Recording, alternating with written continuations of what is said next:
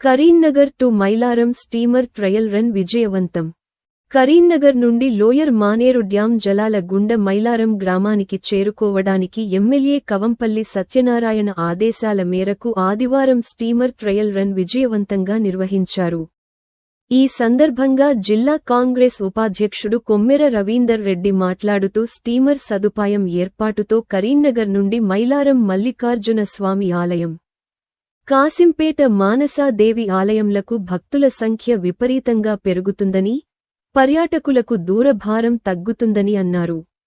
Steamer ఏర్పాటుకు కృషి చేసిన మంత్రి పొన్నం ప్రభాకర్, ఎంపీ బండి సంజయ్ కుమార్, ఎమ్మెల్యేలు కవంపల్లి సత్యనారాయణ, గంగుల కమలాకర్, సుడా చైర్మన్ కోమటిరెడ్డి నరేందర్ రెడ్డి, జిల్లా కలెక్టర్ పమేలా సత్పతిలకు కృతజ్ఞతలు తెలిపారు.